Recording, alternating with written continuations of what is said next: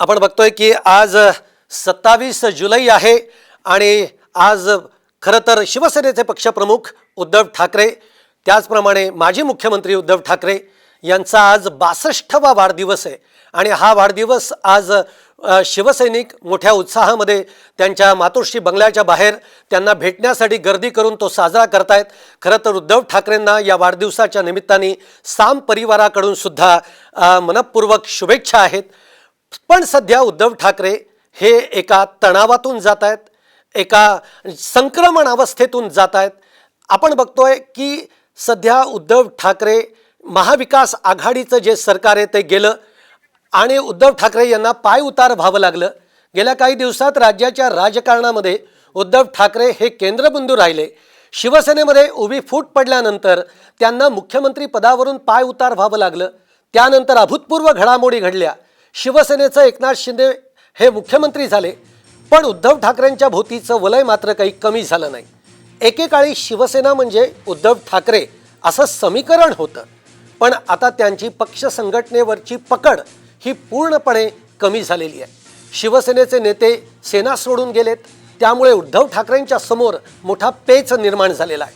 शिवसेना त्यांची राहील की नाही असा प्रश्न सुद्धा आता त्यांच्या समोर आहे। आता ते यातून कसा मार्ग काढणार? उद्धव ठाकरेंचं भविष्य काय असेल? शिवसेनेचं भविष्य काय असेल? उद्धव ठाकरेंची कुंडली नेमकं काय सांगतेय?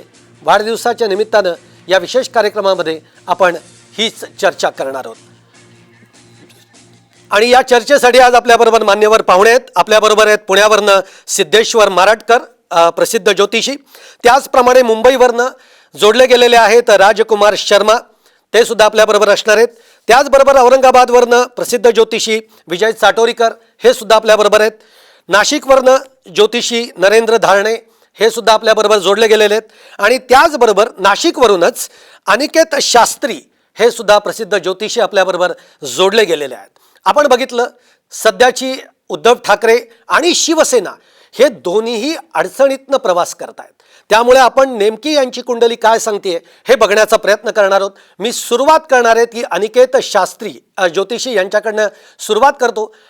अनिकेत शास्त्रीजी, आपण जर का उद्धव ठाकरेंची पत्रिका जर बघितली, म्हणजे त्यांचा जन्म जर बघितला, तर तो जन्म आहे उद्धव ठाकरेंचा 17 जुलै 1960, म्हणजे आज 62वा वाढदिवस ते करतायत। एकूण त्यांची रास जर आपण बघितली तर ती रास म्हणजे कन्या, लग्न रास जी आहे ती कन्या आहे, त्यामुळे काही अडचणी देखील निर्माण होत आहेत। गुरु 4थ्या स्थानी असल्यामुळे तो शुभ नाही असंही बोललं जात आहे। जे जे काही थोडं बहुत मला माहिती येते ते मी तुमच्यासमोर मांडतोय, पण सध्याचा काळ उद्धव ठाकरेंसाठी अत्यंत अडचणीचा सुरू आहे। अनिकेत शास्त्री, अगदी बरोबर। सर्वप्रथम आपल्या चॅनलच्या माध्यमातून सर्व प्रेक्षकांच्या वतीने उद्धव साहेबांना वाढदिवसाच्या अनंत शुभेच्छा। त्यांना उत्तम आयुष्य आरोग्य प्राप्त हो, त्यांच्या इच्छा आकांक्षा पूर्ण होत। आता ज्योतिष शास्त्रानुसार जर आपण विचार करायचं म्हटलं तर ज्योतिष शास्त्रामध्ये विविध अंग आहेत, ज्याच्यामध्ये पारंपरिक शास्त्र आहे, कृष्णमूर्ती आहे, लाल किताब आहे, अंकशास्त्र आहे, जैमिनी सूत्र आहे, त्याचप्रमाणे सामुद्रिक शास्त्र आहेत, प्रश्नमार्ग आहेत, असे अनेक विविध अंग आहेत। आणि आपण जे बघत आहोत सर्वानुमते ते जन्मकुंडली बघत आहोत उद्धव साहेबांची। आणि या जन्मकुंडलीमध्ये सध्याची ग्रहस्थिती बघता सिंह राशीला, त्यांच्या जन्म राशीला अत्यंत त्रासदायक अशी आहे आणि ते आपल्या सर्व महाराष्ट्राने भारताने बघितलेलं आहे। आता येणारा काळ कसा असेल, चालू आणि झालेलं हे सर्वांना माहिती आहे, पण येणारा काळ कसा असेल असा जर आपण विचार केला तर रावण संहिता, भृगु संहिता, गर्ग संहिता, सर्वार्थ चिंतामणी, फलदीपिका, पाराशर होराशास्त्रम आदी ग्रंथांच्या अनुसार उद्धव साहेबांच्या कुंडलीत 38 प्रकारचे विविध योग बनत आहेत। त्यापैकी काही योग अशुभ आहेत तर काही योग हे शुभ आहेत आणि काही योग हे पंचमहापुरुष राजयोग आहेत। तर त्या अशुभ योगामध्ये सर्वप्रथम मी सांगू इच्छितो सर्व जनतेला, त्यांच्या कुंडलीमध्ये अरिष्ट राजभ्रष्ट नावाचा योग होत आहेत। हा योग फलदीपिका या ग्रंथाच्या अनुसार उदित होत आहे आणि त्याला अनुसरून दैन्य परिवर्तन नावाचा योग आहे। या योगाचं फळ स्पष्ट शास्त्रामध्ये सांगितलेलं आहे की या योगात जन्मलेल्या व्यक्तीची प्रतिष्ठा मातीत मिळण्याची शक्यता आहे किंवा एखाद्या मोठ्या पदावरनं पाय उतार व्हावं लागेल असं त्याचं फळ आहे। आणि ते आता उदित झाल्यामुळे त्याची फळं उद्धव ठाकरेंना त्यांच्या आयुष्यामध्ये मिळालेली आहे. ठीक आहे. त्याचबरोबर अनिकेत शास्त्री, आपण अगदी अजून हा सूक्ष्म मुद्दा तर विचार केला. हा मुद्दा तर आपल्याला स्पष्ट झालेलाच आहे. मी थोडासा हाच मुद्दा घेऊन पुढे राजकुमार शर्मा सुद्धा आपल्या बरोबर आहेत, त्यांच्याकडे मी जातो. राजकुमार शर्माजी, आता अनिकेत शास्त्रींनी काही महत्वाचे मुद्दे सांगितलेत. पुढचा काळ हा कसा असेल ते सांगितलं. त्याच्यामध्ये त्यांनी एक अरिष्ट राजभ्रष्ट योग असंही सांगितलेलं आहे. असंही म्हटलं जातं की 2028 पर्यंत उद्धव ठाकरे यांची जी काही सगळी ग्रहदशा आहे, त्यांना महादशा चालू आहे, त्यामुळे संकटाचा काळ आहे. तुम्ही काय सांगाल?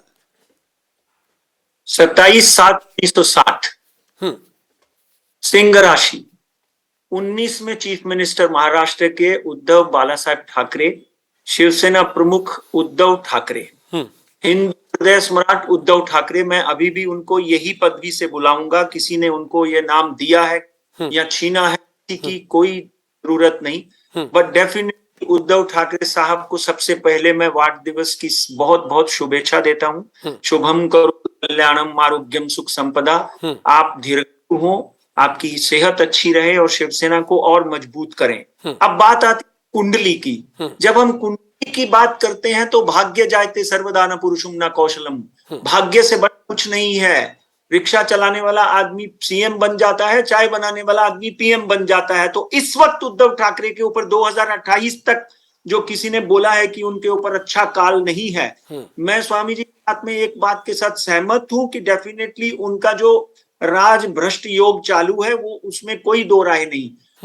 12 अप्रैल 2022 को गुरु बदले हैं, 28 अप्रैल को शनि कुंभ राशि में गए हैं, 12 जुलाई को शनि वापिस कुंभ राशि से मकर राशि में प्रवेश कर चुके हैं।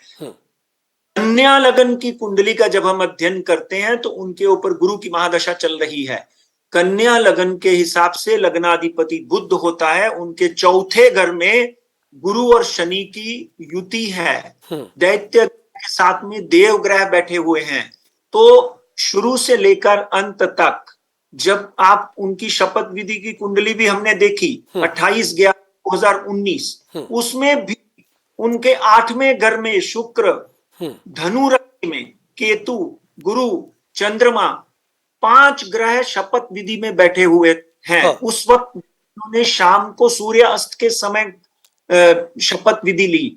हम 6:40 त्यांनी शपथ घेतली। तो स्थिर योग मानला जातो आणि तो त्यांनी यासाठीच निवडलेला होता कारण 3 पक्षांचं सरकार होतं, त्यामुळे कुठेतरी या सरकारला स्थिरता मिळावी, त्यामुळे हा 6:40चा मुहूर्त काढलेला होता असं म्हणतात। तो स्थिरता तो आपने देख ही ली ना कि पिछले 2.5 साल में 5 बार ऐसे लगा अब गए अब गए अब गए। तो स्थिरता नहीं, स्थिरता क्योंकि जब भी सनातन धर्म में हम सूर्य जब उदय होता है तो ओम सूर्याय नमः, घृणी सूर्याय नमः, जपा कुसुम सौकाशम काश्यप महादेव मंत्रों का उच्चारण करके सूर्य को अर्घ देते हैं, पानी देते हैं। सूर्य अस्त तो जैसे ही सूर्य अस्त होता है तो उसको देखकर प्रणाम करना भी वैदिक शास्त्रों में अलाउड नहीं है। चौगड़िया अच्छा रहेगा, डेफिनेटली बाकी पार्टियों ने उनको विवश किया होगा क्योंकि उनकी तो कम ही चली इस पूरे 2.5 साल में। उद्धव जी की कुंडली के आगे के दिनों की बात करते हैं जिसके लिए आपने ये कार्यक्रम रखा है, तो आगे 40 से 42 दिन उनके लिए बहुत अच्छे नहीं है। इस 40-42 दिनों में उनके पास जो लोग बैठे हैं वो भी उनको छोड़कर उनमें से भी 2-4 लोग जा सकते हैं। पर डेफिनेटली जैसे ही 5 सितंबर बीतेगा, 5 सितंबर के बाद में कहीं ना कहीं उद्धव ठाकरे जो है शिवसेना को बचाने में सक्षम होंगे। बहुत से लोग कहते हैं कि उनका जो सिंबल है धनुष्वान वो फ्रीज हो सकता है। वो ये अरे भाई 50 जो लोग भागे हैं, 50 लोग जो चले गए हैं शिवसेना छोड़कर, वो तो अभी भी बोल रहे हैं हम शिव सैनिक हैं, हम बाला साहब के शिव सैनिक हैं। हम उद्धव साहब को किसी ने कोई भाषा का दुरुपयोग नहीं किया अभी तक। ये शिवसेना के माध्यम से उनके प्रति भाषा का दुरुपयोग हुआ है। मगर मैं तो उद्धव यही प्रार्थना करूंगा कि आप कहीं ना कहीं अपने आजू बाजू जो लोग हैं उनको पहचानिए। शिवसेना साहब की है, बाला साहब की ही रहेगी। ठीक और आहे, जो शिवसेना ही बाळासाहेबांचीच राहील. शिवसेना ही ज्याप्रमाणे आत्ताचा जो प्रश्नचिन्ह निर्माण झालेला आहे त्यानुसार जर बघितलं तर शिवसेना ही पुढच्याही काळामध्ये मजबूत राहील असं बोललं जात आहे. मी सिद्धेश्वर माराटकर सुद्धा आपल्याबरोबर पुण्यावरनं जोडले गेलेले आहेत. सिद्धेश्वर माराटकर जे हाच जो मुद्दा आहे आत्ता देखील आपण बघितलं एवढी सगळे म्हणजे सरकार पडलं, मुख्यमंत्र्यांना उद्धव ठाकरेंना पाय उतार व्हावं लागलं, त्यांची खुर्ची गेली, तरीही उद्धव ठाकरे खंबीर दिसत आहेत. उद्धव ठाकरे कुठेही डळमळीत झालेले दिसत नाहीयेत. उलट ते आता बाहेर पडलेले आहेत, लोकांमध्ये जात आहेत, पुन्हा आपला पक्ष वाढीसाठी ते प्रयत्न करतायत. आत्ता जसं राजकुमार शर्मा जसं म्हणाले की पुढचे 40-42 दिवस हे थोडेसे कठीण आहेत, अजून काही लोक जाऊ शकतात, पण त्यानंतरचा काळ हा पुन्हा पक्ष बांधणीसाठी त्यांच्यासाठी चांगला राहू शकणार आहे. तुम्ही काय सांगाल?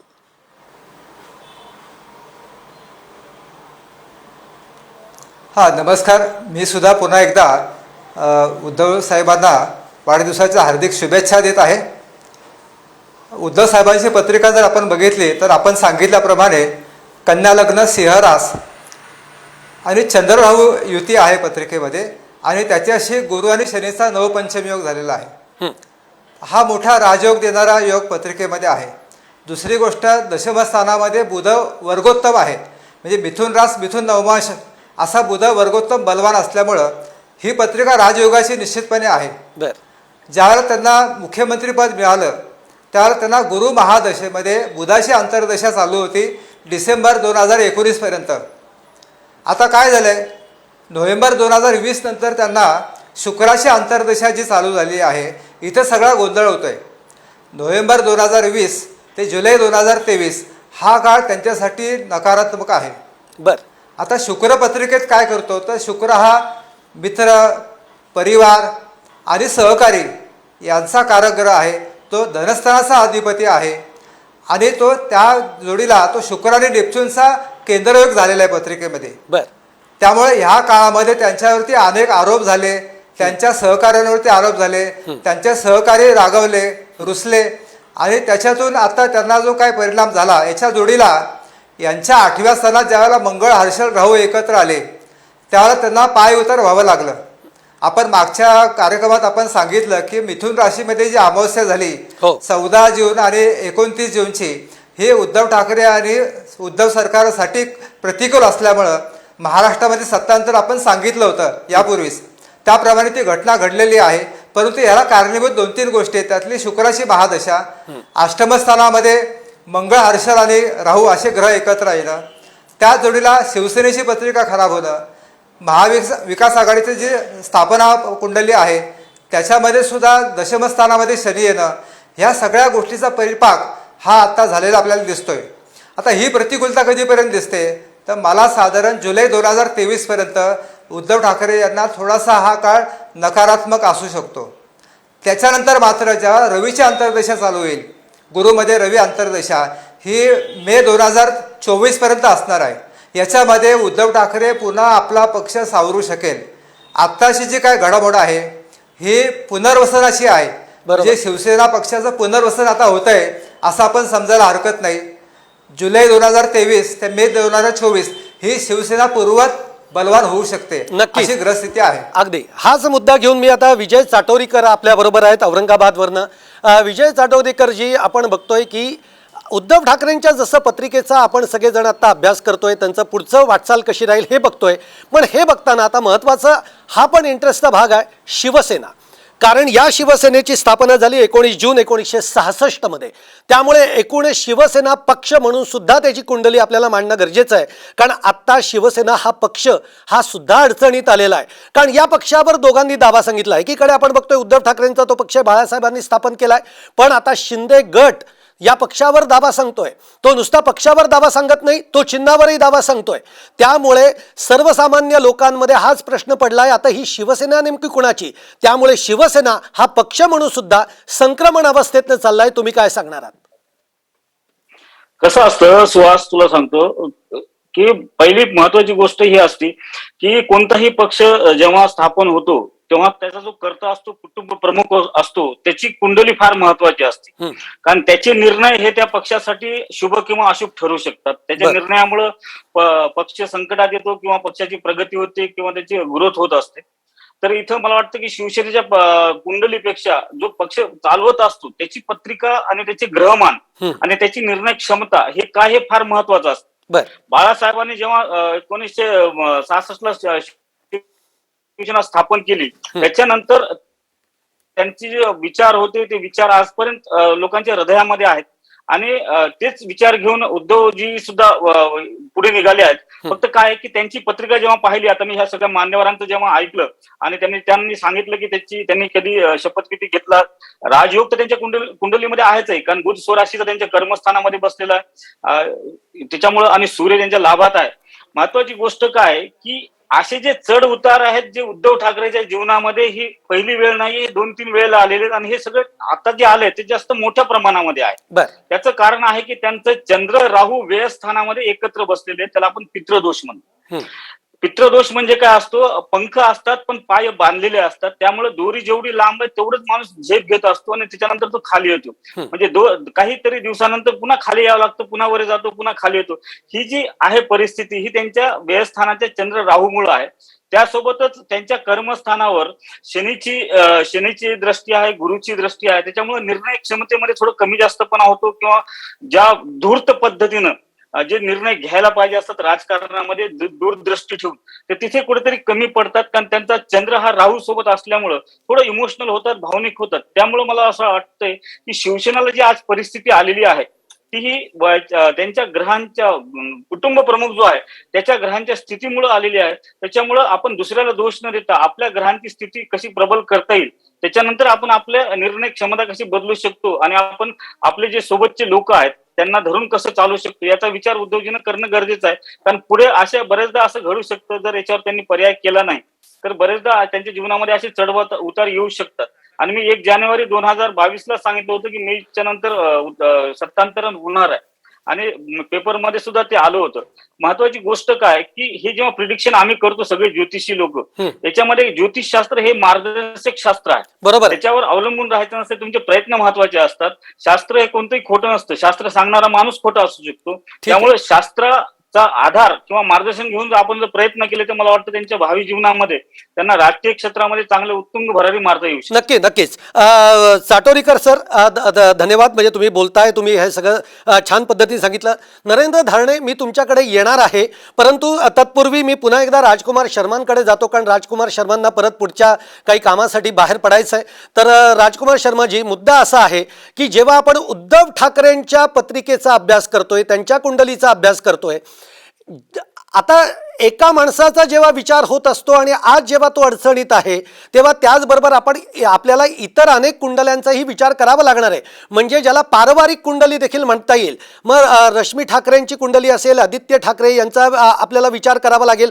काय वाटतंय तुम्हाला की या सगळ्यांचे प्रभाव सुद्धा या कुंडलीवर होत असतात, मूळ कुंडलीवर म्हणजे उद्धव ठाकरेंच्या? तर तुम्ही याकडे कसं बघताय? डेफिनेटली, क्योंकि जब स्त्री का 7वां घर देखते हैं तो बहुत से लोगों के जीवन में स्त्री के आने के बाद, यानी कि भाग्य लक्ष्मी के आने के बाद भाग्य उदय होता है. तो डेफिनेटली उद्धव जी की कुंडली में अगर हम 7वां घर देखते हैं तो 7वें घर का स्वामी जो है वो गुरु है और उनकी गुरु की महादशा लगी हुई है. तो रश्मि जी के आने के बाद में उनके जीवन में भाग्य उदय हुआ. वो बाला साहब के बाद नहीं, बाला साहब के होते हुए ही शिवसेना प्रमुख बने. और उसके बाद में अगर आप देखो तो जैसे महाराजकर जी ने बोला कि गुरुचंद्र की राजयोग भी उनके कुंडली में निर्माण हुआ है. तो डेफिनेट उनकी कुंडली में आदित्य की कुंडली का अगर हम समावेश करते हैं, रश्मि जी की और आदित्य की और उद्धव जी की तीनों कुंडलियों की जब हम कंपैटिबिलिटी चार्ट बनाते हैं तो एक बात यहाँ पर मैं बोलना चाहता हूं कि गुरु की महादशा आदित्य की कुंडली में भी लगी हुई है. वो 2035 से पहले डेफिनेटली मुख्यमंत्री हो सकते हैं.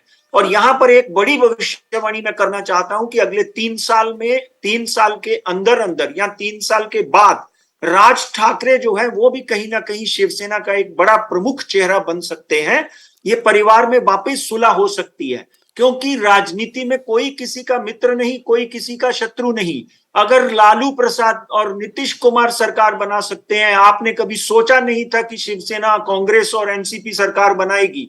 महाराष्ट्र के जनमानस को पूछो कि शिवसेना कभी सरकार बना सकती है, तो ये उसी वक्त एक बहुत बड़ा अचंबा और आश्चर्य था। मगर हम कलयुग की कली में बैठे हुए हैं, इसलिए कुछ भी पॉसिबल है, एनीथिंग इज पॉसिबल। बरोबर। मगर रश्मि जी की और आदित्य की कुंडली का जब हम अध्ययन करते हैं तो वो कुंडलियां सपोर्टिव है।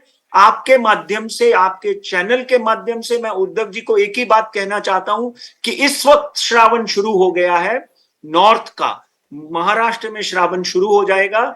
आप एक महामृत्युंजय, मृत्यु संजीवनी और एक कष्ट निवारण महापूजा करो, क्योंकि अभी औरंगाबाद से जो पंडित जी ने बोला कि पंडितों का आशीर्वाद लेकर और ज्योतिष शास्त्र का मार्गदर्शन लेकर आप डेफिनेटली बड़ी सी बड़ी निश्चित। घटना कष्ट से निकल सकते हैं। निश्चित। डेफिनेटली एक बार फिर मैं आपके चैनल के माध्यम से उद्धव जी को many many happy returns of the day कहता हूं। God bless him, he should be very careful about his health. सबसे पहले उनको अपनी हेल्थ का ध्यान रखना है, उसके बाद साथ साथ में शिवसेना का बचाव करना है। इन लोगों ने जो भी लोग गए हैं उनमें से भी कुछ लोग वापिस आ सकते हैं, और उद्धव जी के पास जो लोग हैं उनकी वाणी के ऊपर उनको नियंत्रण करवाना चाहिए। और जो आजू बाजू में इतने लोग उनके साथ हैं, उनमें अपना कौन है और शत्रु कौन है, और कौन है जो सामने वाली पार्टी को कोई ना कोई षड्यंत्र कर रहा है, उसको संभालना समझना पड़ेगा। पर डेफिनेटली अगले 40 से 45 दिन बहुत ही कठिन है। 28 तारीख को रिजल्ट है, उसके बाद में वापिस जो है वो 28 अगस्त को चीफ जस्टिस जो है वो अपने पद से विरक्त हो जाएंगे।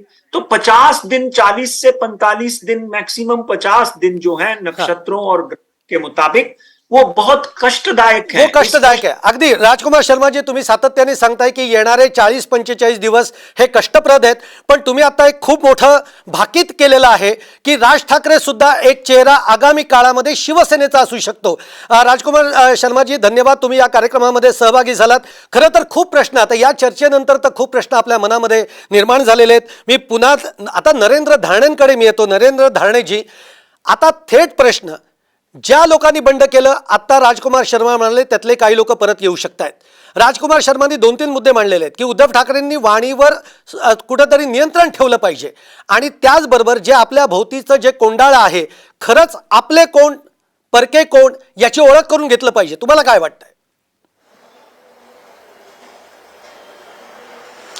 अगदी बरोबर आहे। मुख्यतः पहिले उद्धवजींना शुभेच्छा वर्धापन देण्याच्या, आणि त्या अनुषंगाने शिवसेनेला पण, कारण आज हिंदुत्वाची जी भूमिका घेऊन बाळासाहेबांनी हा पक्ष चालवला, आणि बाळासाहेबांवर त्यांची कुलस्वामिनी जी होती माता एकविरा लोणावळ्याला, जे ठाकरे घराण्याचं कुलदैवत आहे, प्रत्येक वेळेस बाळासाहेब ज्या वेळेस विधानसभा निवडणुका झाल्या त्या वेळेस आमदार जे विजयी व्हायचे त्यांना घेऊन, संपूर्ण आमदारांना घेऊन त्यांच्या कुलस्वामीचं दर्शन घ्यायचे। फक्त याच वेळेस असं झालं की उद्धव साहेब ते विसरले आणि ते कार्य त्यांच्याकडून यावेळेस होऊ शकलं नाही। इव्हन मागच्या इलेक्शनमध्ये 2014ला सुद्धा शिवसेनेचे काहीतरी 63 आमदार होते, ते सगळे घेऊन उद्धव साहेब त्याही वेळेस त्यांच्या कुलस्वामिनीचं दर्शन त्यांनी घेतलं होतं। म्हणजे ठाकरे घराण्यावर कुलस्वामिनीची अनंत कृपा आहे। यावेळेस ते कुलस्वामीला विसरले, म्हणून त्यांच्या बाबतीत संपूर्ण शिवसेना एक प्रकारे अत्यंत अडचणीत आलेलं चित्र आपल्याला दिसते। या टीव्हीच्या माध्यमातून मी ठाकरेंना, उद्धवजींना आणि तसंच रश्मी वहिनींना आवाहन करतो की कुलस्वामिनीचं पुनश्च एकदा त्यांनी मोठी लक्षचंडी करावी आणि कुलस्वामिनीची करुणा भागावी, म्हणजे त्यांना हे पुनश्च शिवसेनेला वैभव प्राप्त होईल, असं मला या माध्यमातून त्यांना सांगायचंय। कुलदैवतेची कृपा ठाकरे घराण्यावर अखंड राहिली। दुर्दैवाने उद्धव साहेब याच वेळी विसरले का सगळ्या आमदारांना घेऊन एकविरा देवीचं लोणावळ्यात दर्शन करण्याच्या यावेळेस त्यांनी टाळलं म्हणा, किंवा राजकीय असणाऱ्या या चक्रामध्ये ते विसरले, आणि त्या कुलस्वामिनीच्या असणाऱ्या अवकृपेमुळे त्यांना हे दुःख प्राप्त झालेलं आहे, असं माझं स्पष्ट मत आहे। बाकी प्रश्न याला ज्योतिषशास्त्र आणि ग्रहयोग, तर या गोष्टीमध्ये आता शिवसेनेची कुंडलीचं पण तितकंच महत्व आहे जितकं उद्धव साहेबांचे ग्रहयोग आहे। बरोबर, उद्धव साहेबांचे ग्रहयोग जे आहे, चंद्र राहू युती जी आहे, त्यामुळे ही अडचण निर्माण झालेली। थोडक्यात चंद्र राहू युती ही जी आहे त्यांची व्ययस्थानातली, त्यामुळे जे त्यांच्या आजूबाजूला लोक आहेत, म्हणजे जे लोक त्यांच्या आजूबाजूला आहेत, त्यांच्यामुळे ते संपूर्णपणे अडचणीत आलेले। त्या लोकांचा त्यांनी पूर्ण योग्य निवड करणं आजूबाजूच्या लोकांनी ते अत्यंत आवश्यक आहे। आणि संपूर्ण तुम्ही शिवसेनेतले आज जे बंडखोर किंवा जे शिवसेनेतून बाहेर गेले, ते संपूर्ण त्यांच्या आजूबाजूला असणाऱ्या कोंडाळ्यामुळेच गेलेले आहेत। आजही ते तेच सांगतायत। त्याचं कारण चंद्र राहू युती, आणि शिवसेना अजून संपलेली नाही, कधी संपणार नाही. कारण शिवसेनेची आपण कुंडली पाहिली, कारण शिवसेनेची कुंडली तितकीच महत्वाची आहे जितकं पक्षप्रमुख उद्धव ठाकरेंची आहे. कारण जेव्हा आपण बघतो 19/6/66 शिवसेनेच्या कुंडलीत मंग राहू हा एक अंगारक योग मोठा बसलेला आहे आणि त्याचबरोबर शनीसारखा प्रबल ग्रह दशमात आहे. त्यामुळे शिवसेना ही कधी संपणार नाही आणि शिवसेनेची कुंडली चांगली आहे म्हणून उद्धव साहेबांना येणाऱ्या काळात पुनश्च यश मिळेल आणि 2028 नंतर शिवसेना पुनश्च एकदा चांगली उभारी घेईल, याच्यात काही शंका नाही. पण हे नक्कीच आहे की शिवसेनेचे उज्ज्वल आणि उत्तम भवितव्याकरता उद्धव ठाकरेंनी लक्षचंडी याग हा त्यांच्या कुलस्वामिनीच्या प्रसन्नतेकरता करणं अत्यंत आवश्यक आहे. त्यानंतर शिवसेनेला प्रचंड भरारी मिळेल असं माझं स्पष्ट मत आहे. नक्कीच धारणेजी अगदी बरोबर सांगितलेलं आहे. आणि कुलदेवतेचं हे प्रत्येक कुटुंबासाठी कुलदेवतेचं महत्त्व हे तितकंच महत्त्वाचं असतं. जे धारणे आता म्हणतायत कदाचित उद्धव ठाकरे या वेळेला ते विसरले असतील आपल्या आमदारांना घेऊन जाणं आणि तोच कुठेतरी फटका बसल्याचं देखील दिसतं आहे असं धारणेंचं एकूण मत आहे. इथं एक पुन्हा छोटासा ब्रेक घेऊयात. अनेक प्रश्न आहेत ते विचारायचे आहेत. मी अनिकेश शास्त्रींकडे येतोय. अनिकेश शास्त्री, कुलस्वामिनीचं महत्त्व तर आहेच आहे. आता एकूण आपण उद्धव ठाकरेंचा पुढचा प्रवास कसा असेल हेही आपण बघतोय. त्याचबरोबर शिवसेनेचा देखील आपल्याला जाणून घ्यायचा आहे. पण शिवसेनेच्या पत्रिकेमध्ये काही योग चांगलेच आहेत, त्यामुळे शिवसेना संपू शकत नाही हे तर अगदी नक्की सगळ्यांना माहिती आहे. पण आता मुद्दा एक आहे की आता नुकत्याच काही काळापूर्वी आपण बघितलं की उद्धव ठाकरेंचं एक ऑपरेशन देखील झालं. एका मेजर आजारातनं ते बाहेर आलेले आहेत, बरे झालेले आहेत आणि आता पुन्हा सक्रिय देखील झालेले आहेत. पण तब्येतीविषयी त्यांच्या कायम काही ना गोष्टी बोलल्या जातात. तब्येतीविषयी तुम्ही काय सांगाल? आगामी काळ त्यांना म्हणजे शारीरिकदृष्ट्या सुद्धा माणसाला साथ ही महत्वाची असते, त्या दृष्टिकोनातनं कसं बघायचं?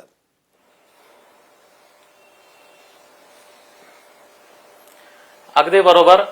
मगाशी मी सांगितल्याप्रमाणे की जे नानाविध ग्रंथ आहे त्यानुसार जे योग उदित झालेले आहे ज्याच्यामध्ये शुभ आणि अशुभ आहे, तर अशुभ मध्ये कपट योग, जड योग, कुरुसंग योग आणि विषप्रयोग योग आदी शरीराला त्रासदायक ठरणारी योग सुद्धा त्यांच्या कुंडलीमध्ये उदित आहे आणि त्याच्यानुसार त्यांना शारीरिक काळजी खूप घेणं महत्वाचं आहे. अत्यंत येणारा काळ हा शारीरिक दृष्ट्या खूप घातक असू शकतो असं म्हणायला हरकत नाही. त्याचबरोबर उद्धव साहेबांची जन्मकुंडलीच बरोबर जर शिवसेनेची आपण जन्मकुंडली बघितली आणि जन्मकुंडलीमध्ये 9 ग्रह महत्वाचे असतात, तर त्या दोन्ही कुंडल्यांमध्ये 9 पैकी 6 ग्रह युतीमध्ये आहेत. मग तुम्ही शिवसेनेची कुंडली बघा किंवा उद्धव साहेबांची कुंडली बघा, तर 9 पैकी 6 ग्रह म्हणजे 70 ते 80% ग्रह युतीमध्ये आहे.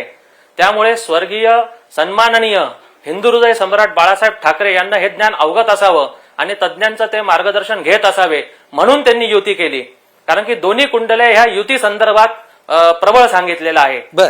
तर उद्धव साहेबांनी पुढच्या काळामध्ये युतीचा पुनर्विचार करावा असं मी त्यांना आवाहन करतो आणि त्यांना सांगू इच्छितो.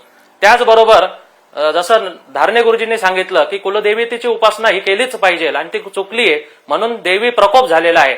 त्याचबरोबर कुंडलीतले जे ग्रह दोष आहे त्यांचे पण विधी मार्ग त्यांनी नाशिक त्र्यंबकेश्वर येथे येऊन विधिवत संपन्न करावे. आम्ही सर्व विद्वान ते संपन्न करून देऊ आणि त्यांचं इथून पुढचं जीवन हे कसं सुखमय होईल यासाठी त्यांना संपूर्ण मार्गदर्शन करू. निश्चित. मी सिद्धेश्वर मारटकरांकडे येतो. सिद्धेश्वर मारटकर, हाच मुद्दा की शिवसेनेची कुंडली असेल किंवा त्या या सगळ्या कुंडली जी आहे ही युतीसाठी चांगली आहे. आत्ताही आपण बघतोय की जो शिंदे गट आहे तो म्हणतो आम्ही शिवसेनाच आहोत, आम्ही युती केली आहे भाजप बरोबर, फक्त या युतीमध्ये उद्धव ठाकरे नाही आहेत, तर त्यामुळे कारण त्यांची शिवसेना वेगळी मानली जाते. मला सांगा, आगामी काळामध्ये पुन्हा जी महाराष्ट्राची जी जनता आहे जी या युतीकडे बघतीये, 2019 मध्ये या युतीला म्हणून त्यांनी भरघोस मतांनी निवडून दिलेलं आहे, पण ती युती होऊ शकली नाही. आगामी काळामध्ये असे युतीचे म्हणजे भाजप बरोबरच्या युतीचे ज्यामध्ये उद्धव ठाकरे हे शिवसेना पक्षप्रमुख म्हणून असणं, असा योग तुम्हाला दिसतोय का?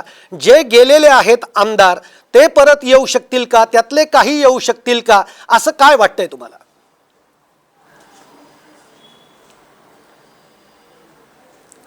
हां, हे बघा, आता आपल्याला एक गोष्ट लक्षात घेतली पाहिजे की आता कोणाचं जरी सरकार आलं असतं, समजा 2019ला भाजप सेना जरी युतीचं सरकार असलं असतं, तरी आत्ताचा जो काळ आहे हा महाराष्ट्राच्या पत्रिकेत उद्धव साहेबांच्या पत्रिकेत असेल किंवा आणखीन शिवसेनेच्या पत्रिकेत असेल, इथं सत्तांतर होणं हे अपेक्षित होतं.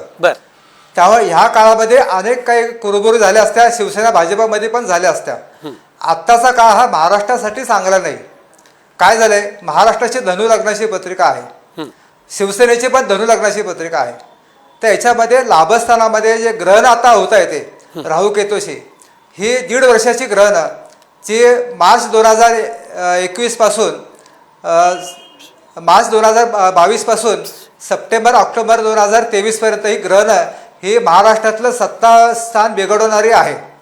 त्यामुळे ह्या सगळ्या घडामोडी होणं स्वाभाविक आहे. या जोडीला काय झालंय, उद्धव साहेबांच्या पत्रिकेमध्ये शुक्र नेपच्यूनचा केंद्रयोग आणि शुक्राची अंतर्दशा या जोडीला त्यांच्या अष्टमस्थानात जे राहू आलेला आता हा त्यांच्या तब्येतीसाठी त्रासदायक होता. म्हणजे मार्च 2022 पासून त्यांना तब्येतीचे प्रॉब्लेम वाढले, कारण राहू अष्टमात आलेला आहे.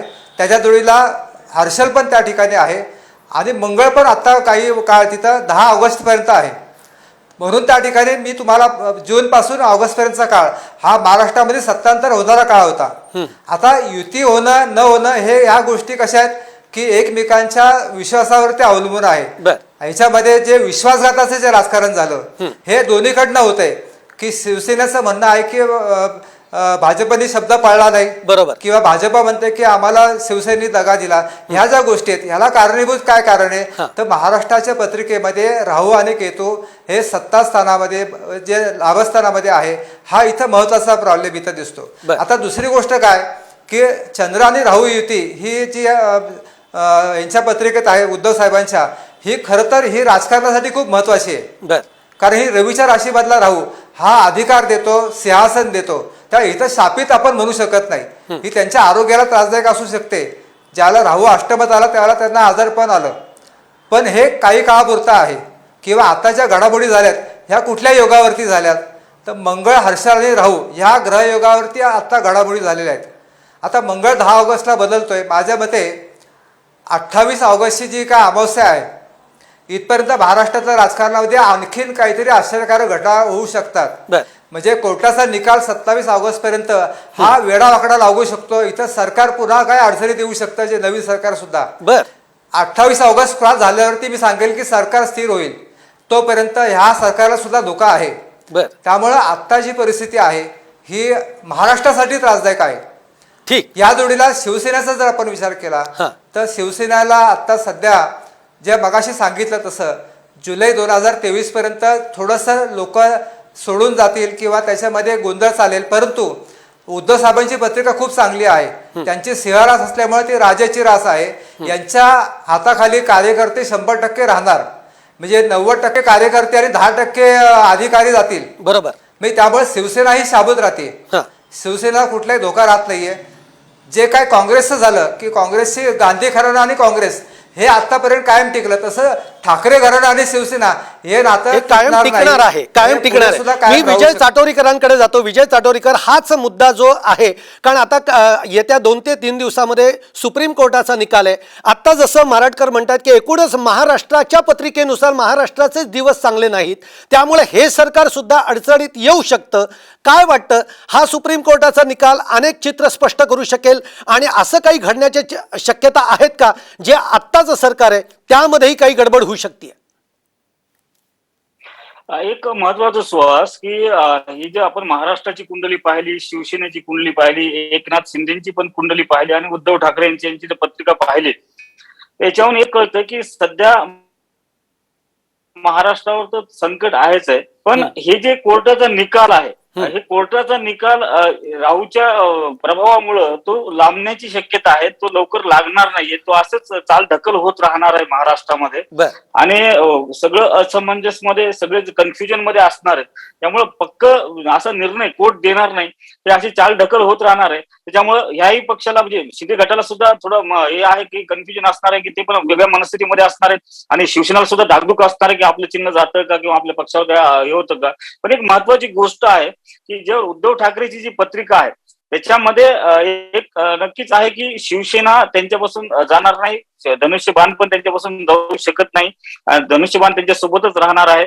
आणि दुसरी गोष्ट महत्वाची एक आहे की शिवसेना ही जी मूळ शिवसेना आहे याच्यावर पुढे चालून ह्या जुलैच्या नंतर किंवा ह्या नोव्हेंबरच्या नंतर बऱ्याच काही जी काही चांगल्या गोष्टी आहेत ते उद्धव ठाकरेच्या बाबतीमध्ये घडू शकतात. आणि तूर्त तरी जे काही कोर्टाचा निकाल आहे ते मला असं वाटत नाही की ते लगेच लागेल. नक्कीच तो लागू कोर्टाचा निकाल करण्याची लगेच शक्यता लागेल जास्त. का असं वाटत नाही, पण एकूण आपण बघितलं तर उद्धव ठाकरेंची पत्रिका ही स्ट्रॉंग आहे. त्यामुळे पुढच्या काळामध्ये त्यांचे दिवस निश्चित पुन्हा जसे आतापर्यंत जे चांगले होते तसे येऊ शकणार आहेत. मधला काळ थोडासा खडतर राहील. उद्धव ठाकरे आणि शिवसेना यांचं कुंडली भाग्य काय ही चर्चा आपण करतोय. अत्यंत इंटरेस्टिंग असे काही मुद्दे आपल्या समोर येत आहेत. मी नरेंद्र धाणेंकडे जातो. नरेंद्र धाणे ज्योतिषी आपल्या बरोबर आहेत. नरेंद्र धाणेजी, एक राजकुमार शर्मा यांनी एक असा महत्त्वाचा मुद्दा याच्यामध्ये आणला होता की पुढच्या 2 ते 3 वर्षामध्ये राज ठाकरे एक शिवसेनेचा चेहरा बनू शकतात. याचा अर्थ असा घ्यायचा का की आगामी काळामध्ये, कारण राजकारणामध्ये कधीच कोणी दीर्घकाळ कोणाचा मित्र नसतो किंवा शत्रू नसतो, या जर का संकल्पनेवर आपण बघितलं तर उद्धव ठाकरे आणि राज ठाकरे हे आगामी काळात एकत्र येऊ शकतात असे काही चान्सेस?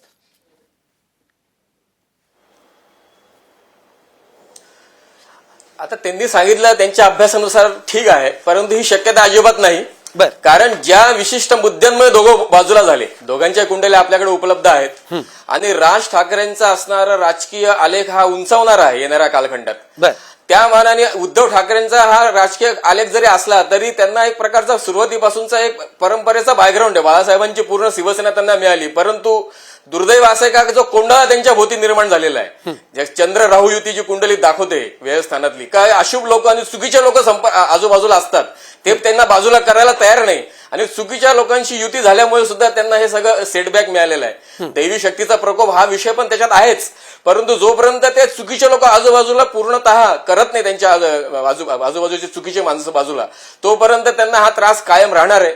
आणि जेव्हा त्यांना ही सद्बुद्धी होईल तेव्हाच त्यांची येणाऱ्या कालखंडात शिवसेनेची प्रगती होईल आणि राज ठाकरे हे कधीही शिवसेनेबरोबर येणार नाही असं माझं ठाम मत आहे. राज ठाकरे त्यांच्या मार्गानेच चालणार आणि त्यांच्या मार्गाने त्यांना यश पण मिळणार, असे एकूण त्यांचे योग आणि त्यांची असणारी गोष्टी आहेत. मारटकरजी, तुम्हाला काय वाटतंय? म्हणजे उद्धव ठाकरेंची तर कुंडली स्ट्रॉंग आहे. आगामी काळ आता अडचणी आहेत, पण आगामी काळामध्ये पुन्हा एकदा ते एक मोठा डाव साधू शकतात. पण त्याचबरोबर राज ठाकरे जरी त्यांची कुंडली स्ट्रॉंग असली तरी ते वेगळे चालतील. म्हणजे आत्ताच्याच कार्यक्रमामध्ये एक ज्योतिषी असं म्हणतायत की ते एकत्र येणार नाहीत आणि एक ज्योतिषी असं म्हणतायत की ते एकत्र येण्याचे संकेत आहेत. तुम्हाला काय वाटतंय?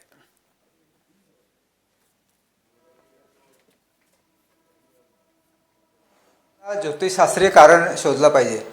काय सिंह राशीचे उद्धव ठाकरे आणि मकर राशीचे राज ठाकरे यांच्यामध्ये सराष्ट्रक योग आहे. काय सिंह आणि मकर ह्या 2 राशी सराष्ट्रकाच्या आहेत, म्हणजे अधिशत्रूच्या आहेत. बर. त्यामुळे हे उद्धव ठाकरे आणि राज ठाकरे कधी एकत्र येणार नाही ही पहिली गोष्ट. बर. आता हे भविष्यात होऊ शकतं का? होऊ शकतं. कारण पुढची जी पिढी आहे ती आदित्य ठाकरे यांची मकर असे आणि राज ठाकरे यांची सुद्धा मकर असे. बर. तर हे कदाचित पुढे कॉम्बिनेशन एकत्र येऊ शकतं. बर. पण उद्धव ठाकरे आणि राज ठाकरे हे जोपर्यंत त्या ठिकाणी मान्य होणार नाही एकमेकांना तोपर्यंत हे दिसत नाही. 2027 नंतर ह्या गोष्टी शक्य आहे. 2027 नंतर या गोष्टी शक्य आहेत. मी पुन्हा एकदा आपल्याबरोबर अनिकेत शास्त्री आहेत. अनिकेत शास्त्री, आता वेळ कमी आपल्याकडे, त्यामुळे जो आपण बघतोय आत्ताची जी सगळी पडझड शिवसेनेची, एक सगळं पद जाणं, मुख्यमंत्री पद जाणं उद्धव ठाकरेंचं, आत्ताची पत्रिका उद्धव ठाकरेंची या क्षणाची जर आपण बघतोय तर ती अडचणींची आहे. त्यांचे अनेक ग्रह हे थोडेसे सपोर्टिव्ह नाही आहेत. पण प्रत्येक जण सांगतोय की 2027-28 नंतर पुन्हा काळ चांगला येऊ शकतो. 23 नंतर पुन्हा मजबूत पक्ष बांधणी होऊ शकते. एक जो पक्का डाव म्हणतो, जो त्यांनी 2019ला साधला, असा पक्का डाव येणाऱ्या काळामध्ये पुन्हा उद्धव ठाकरे कधी साधू शकतील?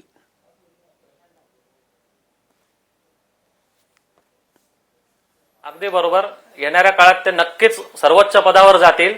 पण अजून मला सांगू इच्छितो मी की त्यांच्या कुंडलीमध्ये बृहत पाराशर होराशास्त्र आणि उत्तर कलामृत आदी ग्रंथांच्या अनुसार संख्यापाश नावाचा योग आणि अरिष्टमती ब्रह्म नावाचा योग उदित झालेला आहे. त्यामुळे उद्धव ठाकरे साहेबांनी आपल्या आजूबाजूच्या मंडळींवरती आणि फेरविचार करावा आणि सुयोग्य जो व्यक्ती असेल त्याच्या मार्गदर्शनाखाली किंवा त्या व्यक्तींच्या सहकार्याने आपली पुढची राजकीय वाटचाल परिपूर्ण करावी, असं मी त्यांना मार्गदर्शन करू इच्छितो ज्योतिषशास्त्राच्या अनुसार. आणि पुढचा जो काळ आहे हा राज ठाकरे आणि उद्धव ठाकरे साहेब हे एकत्र येऊ शकणार नाही. एकंदरीत ज्योतिषशास्त्रीय दृष्ट्या असंच आहे. ठीक. पण पुढच्या काळामध्ये त्यांना भरपूर यश मिळो अशी मी ईश्वरचरणी प्रार्थना करतो. साटोरीकर, अगदी वेळ कमी आहे, त्यामुळे ही जी शिवसेना आत्ता उद्धव ठाकरेंच्या हातातनं निसटते की काय असं आपल्याला वाटतंय? ती शिंदे गटाकडे जाईल असं वाटतंय? काय होईल शिवसेनेचं? एक महत्वाचा आहे सुहास की शिवसेना ही मुळात एक विचाराची संघटना आहे आणि ती कोणाकडे जाणार नाही. जे विचार सांभाळतील ते त्याच्याकडे राहणार आहे. बर. आणि मुळात एक उद्धव ठाकरेची जर पत्रिका पाहिली आणि त्याच्यानंतरचं जे त्यांचं असणारे नेतृत्व म्हणजे ते आदित्य ठाकरे, की ते आदित्य ठाकरेचं नेतृत्व, आता उद्धव ठाकरेचे नेतृत्व काय चुकलं त्यांचं की मुळात त्यांच्या कुटुंब स्थानामध्ये शनी गुरुची युती असल्यामुळं काही लोकांच्या ऐकण्यामुळे त्यांनी चुकीच्या पद्धतीचे काही निर्णय घेतले की जे स्वतःच्या घरासाठी किंवा स्वतःच्या संघटनेसाठी ते हानिकारक होते. पण त्यावेळेला त्या गोष्टी लक्षात आल्या नाहीत. कारण काय असतं की बरेचदा असे निर्णय घेत असताना की शनी आणि गुरु चतुर्थ असताना त्याच्यावर मंगळाची दृष्टी पण आहे, त्याच्यामुळे माणूस ओव्हर डेअरिंग करून काहीतरी डिसिजन घेत असतो, त्याच्यामुळे मग पुन्हा तोंड कशी पडण्याची वेळ येत असते. पण एकच्या अनुभवातून माणूस बरेच काही शिकतो. पण एक आहे नक्कीच की जर आपण एकनाथ शिंदेची जरी पत्रिका पाहिली तर एकनाथ शिंदेच्या पत्रिकेमध्ये सुद्धा सूर्य, मंगळ, बुध हे प्रथम स्थानामध्ये बसलेले आहेत. त्याच्यामुळे मंगळ उच्चीचा असल्यामुळं मला वाटतं की एकनाथ शिंदे पण मागे सरकणारा माणूस नाहीये. तो मात्र सर्वांना घेऊन जाऊ शकतो आणि भविष्यात हे दोघ जण एकत्र येऊ शकतात, पण त्याला बराच वेळ लागणार आहे. अजून नक्कीच भविष्यामध्ये हे दोघंही एकत्र येऊ शकतात, पण त्याला थोडासा वेळ जाईल. आपला आता वेळ संपलेला आहे, त्यामुळे ही चर्चा आपण इथंच थांबवणार आहे. पण अनेक वेगवेगळे मुद्दे खरं तर या चर्चेतनं समोर आलेले आहेत. आपण सगळ्या मान्यवरांनी देखील या चर्चेसाठी वेळ दिला, याबद्दल धन्यवाद. पण आपण जाता जाता एकच म्हणूयात, पुन्हा एकदा आपण उद्धव ठाकरेंना त्यांच्या वाढदिवसाच्या निमित्ताने शुभेच्छा देऊयात. प्रकृतीची तर काळजी घ्याच, पण येणारा काळ हा जरी खडतर असला तरी आपण म्हणतो ना की काही काळ खडतर असतो, पण पुन्हा एकदा प्रकाश हा आपल्या आयुष्यामध्ये येत असतो. तेव्हा पुढचाही काळ हा शिवसेनेसाठी आणि उद्धव ठाकरे तुमच्याहीसाठी तो चांगला आहे असं एकूण कुंडली सांगतेय. खरं तर या अशा प्रकारच्या कार्यक्रमातनं आम्हाला कोणत्याही आदरश्रद्धा ही पसरवायची नव्हती, पण आपल्या प्रत्येकालाच हे जाणून घेणं हे खूप कुतूहलाचं असतं आणि म्हणूनच हा शो आपण केलेला आहे. आपण या शोमध्ये इथंच थांबतोय. पाहत राहा साम टीव्ही.